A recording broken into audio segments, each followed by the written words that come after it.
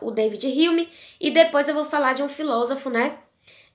Soren Kierkegaard, que também é existencialista. Observe, é o segundo vídeo que eu gravo em que eu vou ter que citar de novo o empirismo, enquanto corrente filosófica, e o existencialismo, né? Vai parecer até que eu sou sensualista, né, e existencialista, mas eu me sinto bastante influenciada pelas duas correntes filosóficas, né? E é inevitável tratar desses temas. Então, para falar da arte de seduzir, a gente precisa falar do objeto da sedução. E para você seduzir, você precisa saber lidar, ter traquejo, né, com as emoções humanas. E a gente, para compreender o que é emoção, como ela nos afeta, a gente precisa tratar, né, do pensamento filosófico dos empiristas ou sensualistas. E aí eu estou citando aqui o David Hume. O David Hume escreve um livro na modernidade chamado Dissertação sobre as Paixões. Mas para a gente da filosofia, paixão tem um sentido mais amplo, a palavra, né? Então, quando o David Hume fala de paixão, ele está se referindo a todo o conjunto de emoções e sentimentos humanos. Pode ser desde a paixão no sentido romântico, como paixão, raiva, né? Então, tudo aquilo que afeta os nossos sentidos, que nos afeta, a gente pode entender como paixões, emoções e sentimentos. Então, é tudo uma coisa só, na visão do David Hume, né? Então, o que é a paixão? O que é uma emoção? O que é um sentimento? Aquilo que afeta diretamente os nossos sentidos, né? E aí, o que acontece? O David Hume, na dissertação sobre as paixões, ele vai dizer que as nossas emoções podem ser entendidas como instrumentos musicais. Não instrumentos, por exemplo, de sopro, mas instrumentos de corda. Então, por que ele está fazendo essa associação entre as nossas emoções e os instrumentos musicais? Para ficar mais fácil o entendimento. Então ele diz assim, no piano, você toca uma tecla, dependendo da força empregada no toque, aquilo vai ressoar por mais tempo, né, ou não. Então ele vai dizer que as emoções são instrumentos de corda exatamente por isso. Por mais que elas não estejam ali presentes, mas elas sempre ressoam dentro da nossa alma, né? Elas perduram por muito tempo, né? Então, assim, por isso que ele não fala que as nossas emoções, ele não compara as nossas emoções a instrumentos de sopro, né? Porque o sopro é controlável, né, no instrumento e é também fugaz, né? Aí ele fala que as emoções são como os instrumentos de corda. Então a gente sente e aquilo fica vibrando dentro da gente, né? Ressoando dentro da gente. E essa analogia para mim é linda, é perfeita, assim, porque faz com que a gente tenha, né, um entendimento muito claro das emoções e do efeito delas dentro do nosso corpo, né? Como elas mobilizam a nossa alma. Então, assim, é meio que estranho, né, fazer essa associação, mas interessante ao mesmo tempo. E aí, o que é que o David Hume vai falar? Em parte, quando você tem contato com outra pessoa, o que mais você quer, na verdade, é tocá-las, né? E não só no sentido metafórico, mas no sentido literal. E como se toca um instrumento de corda, né? Então você quer que a sua presença ali, né, desperte emoção vibrante, né, naquela pessoa e que ressoe, né? E uma pessoa que seduz é um exímio conhecedor, né, e provocador das emoções do outro, né? Então ele entende muito bem, ele é bastante sensualista ao ponto de entender como, né, por exemplo, o toque, o cheiro, a fala, o olhar, né, influenciam na dinâmica, né, do interesse do outro. Olha que coisa interessante, né? Às vezes a gente não pensa na filosofia dessa maneira, né? E tudo isso é empirismo, gente, né? É uma discussão sobre o conhecimento humano, né? E o conhecer do outro e aplicável, né, às emoções. E aí o que acontece? O David Hume vai falar sobre isso. Entendendo que a emoção, né, é algo que vibra, que nos afeta e que ressoa, né? E a depender do tipo de emoção que a gente sente, elas podem demorar mais, elas podem demorar menos, elas podem ser mais intensas ou não. E uma coisa muito curiosa nessa dissertação sobre as paixões escrita por Hume, né, é o seguinte, que ele diz que quanto mais jovem, mais esses toques são intensos, né? Então, com o passar do tempo, com a maturidade, a gente não sente tanto, né, as emoções como, né, a gente sentia quando jovem, né? Isso é uma coisa bastante interessante. E aí, entendendo, né, que a estrutura das emoções, elas perpassam isso, né? Enfim, e aí o David Hume, ele vai dizer assim, você instrumentaliza o outro, né? Você instrumentaliza o outro. Então, quando você está na presença do outro, o cheiro lhe agrada, né?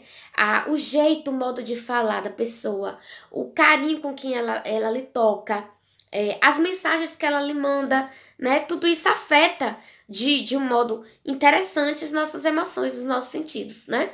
Enfim, e aí a gente entendendo do ponto de vista, né, do David Hume, as emoções e os sentimentos, né, as paixões humanas, a gente agora vai conversar um pouquinho sobre um cara muito polêmico, né, que é o existencialista Soren Kierkegaard. O Soren Kierkegaard é representante, né, da filosofia contemporânea do existencialismo cristão. Ele tem algumas obras muito importantes, né? Como O Desespero Humano. E ele tem uma obra que, para mim, é muito negligenciada. Mas, assim, que eu tive o conhecimento dessa obra, fiquei encantada na graduação em filosofia, que é O Diário de um Sedutor, o nome dessa obra. É muito interessante, porque ele se faz personagem nessa obra e ele relata a história do romance da vida dele. Só que ele não se coloca na obra, ele cria personagens para a amada, né? E ele cria um personagem para ele mesmo nessa obra, no Diário de um Sedutor. E, na verdade, o Diário de um Sedutor é a reunião de todas as cartas que ele escreveu para seduzir essa mulher. Ele viu essa mulher passeando numa praça, simplesmente. Ele ficou apaixonado, né? Mas assim, fissurado em Cornélia, né? Cordélia. E aí ele ficou apaixonado por essa mulher, encantado. Então ele fez de tudo para seduzi-la, né? E nesse livro Diário de Sedutor, ele mostra as estratégias, né, que ele utilizou para seduzi-la. Só que assim, gente, fiquei chocada, sério.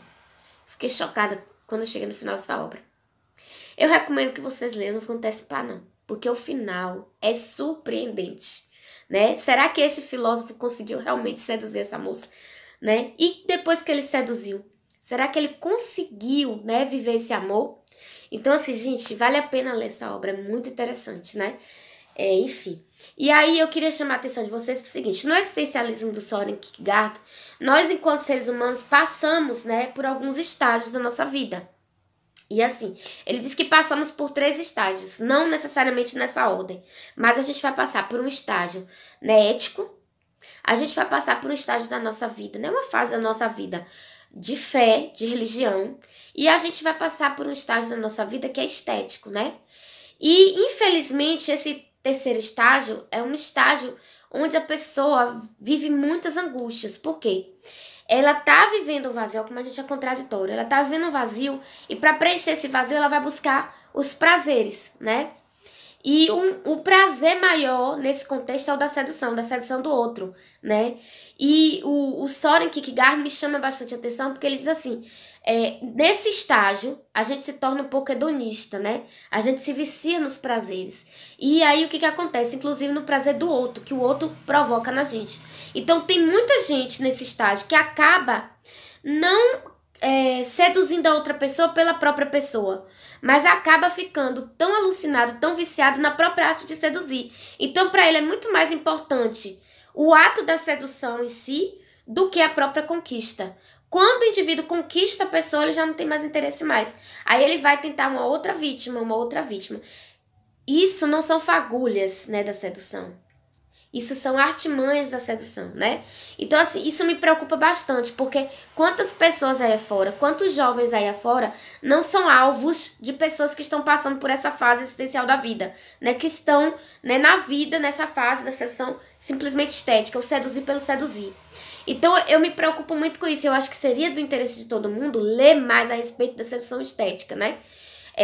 Uma figura, uma personagem da literatura que mostra muito esse exemplo, né, do Soren Kierkegaard, do sedutor que só ama a própria sedução, é o do Dom Juan, né?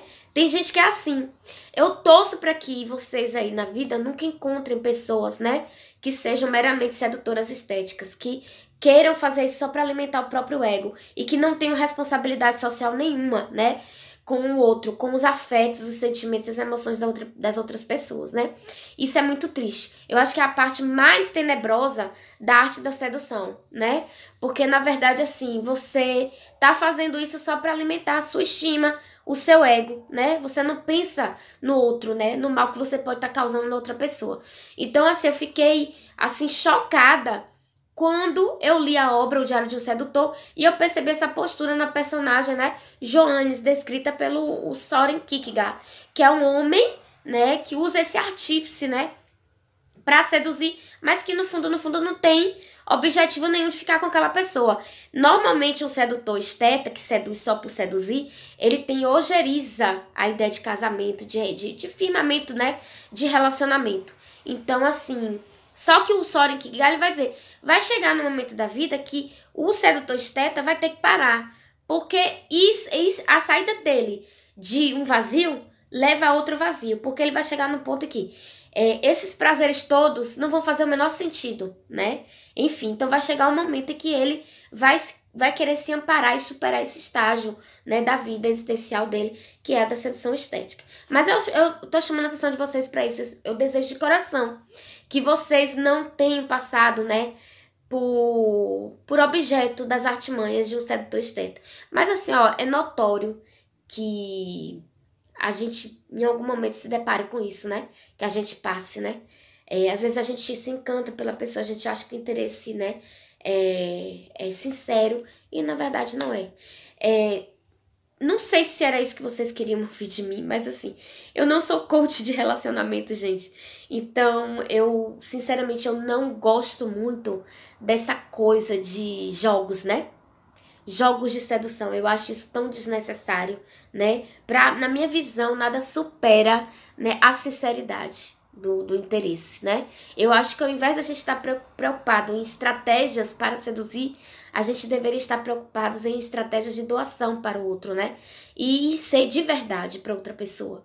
Eu, sinceramente, assim, eu tenho repulsa para isso, né? Se, por exemplo, eu perceber, e isso é uma visão pessoal, né? Se eu perceber que alguém tá usando essas estratégias comigo, vai ficar difícil, porque eu não tenho muita paciência. Porque pra mim, o mais importante é a sinceridade do sentimento, a verdade, né? Enfim, eu não curto muito essa coisa do jogo, não, né? De sedução e tal. Mas assim, eu vejo que pra algumas pessoas isso parece ser uma realidade, é viável, né? Enfim, então, eu queria falar isso pra vocês, né? Enfim, e eu não sei se foi esclarecedor, mas aí eu tô sugerindo para vocês duas leituras que são interessantíssimas. A primeira é a dissertação sobre as paixões humanas do David Hume e o Diário de um Sedutor, né, do Soren Kierkegaard. Agora não conta pra ninguém não, mas eu vou dar uma dica pra vocês. Eu sei que eu prometi falar dos filósofos, né, mas assim, ó, sério, não conta pra ninguém não. Para você que quer aprender a lidar com o outro, né? A se envolver de uma forma elegante, de uma forma ética, bonita, né? E gentil, vocês devem ler a obra de Ovídio, poeta Ovídio, certo? O nome da obra dele é A Arte de Amar. Na verdade, o título da obra não diz respeito à obra, porque a obra, na verdade, são estratégias, né? Vamos dizer assim, de lidar com o outro, né? Num relacionamento romântico. Né? Enfim, não é um amor propriamente dito, não. Mas, assim, é a arte de lidar com o outro na conquista. Eu colocaria esse título da obra como eu sou ousada, mas não conto pra ninguém, não. Se você quer saber lidar com o outro, né? Melhor do que qualquer estratégia aí de coach de relacionamento, vai lá ler essa obra Arte de Amar do Ovídio. Vocês acham? Em PDF na internet, mas não conto que eu falei pra vocês, não, viu? Enfim. E aí, eu queria dizer pra vocês o seguinte, que pra gente fechar essa conversa, que a sedução, ela trabalha, o sedutor, ele tá trabalhando com as carências, né? As necessidades imediatas do outro e mais do que isso, com o sentimento de solidão. Então, uma pessoa sedutora é uma pessoa que ela é, vamos dizer assim, especialista na arte de entender as emoções do outro e de promover esse estímulo nas emoções do outro, mas mais do que isso, ela se aprofunda no entendimento da solidão do outro. Então ela começa a lidar com a solidão do outro, né? E ela vai estimulando, né, a pessoa, fazendo a pessoa caindo na sua teia, né? E fazendo com que ela deseje sair desse contexto, né, da solidão. Então, cuidado, né? Enfim, um beijo, gente.